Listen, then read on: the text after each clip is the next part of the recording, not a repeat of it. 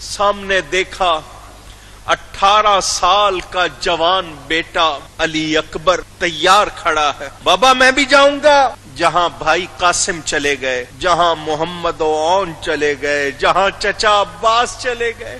امام علی مقام سیدنا حسین کے بڑے بھائی امام حسن اور امام حسین یہ دونوں نبی پاک کی تصویر تھے. امام حسن سر سے سینے تک، سینے سے آگے امام حسین پاؤں تک ہو بہو تصویر تھے رسول اللہ صلی اللہ علیہ وسلم کی. امام کا یہ بیٹا علی اکبر سر سے پاؤں تک نبی پاک کی شبیہ تھا. فرمایا بیٹا تجھے دیکھتا ہوں نانا جان نظر آ جاتے ہیں، تجھ سے میرے گھر میں رونق ہے. میں کس کن آنکھوں سے شبیہ رسول میں تیر پیوست ہوتے دیکھوں گا. تم نہ جاؤ، مجھے جانے دو. اکبر کی ہے یہ عرض کے میدان کی رضا دو، رستہ مجھے فردوس کے جانے کا بتا دو. بابا میری الفت کو بس اب دل سے اٹھا دو، اماں سے بھی رخصت مجھے مرنے کی دلا دو. کٹوائے گا سر رن میں غلام آپ سے پہلے،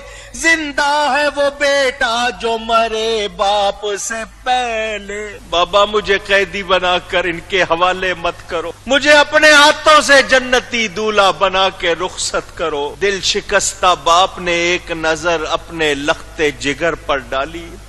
فرمایا کس بات کی اجازت دوں، داغ اولاد نہیں آہ اٹھایا جاتا، ایسا بیٹا نہیں ہاتھوں سے گوایا جاتا. درد وہ ہے کہ زباں پر نہیں لایا جاتا، زخم وہ ہے کہ جگر پر نہیں کھایا جاتا.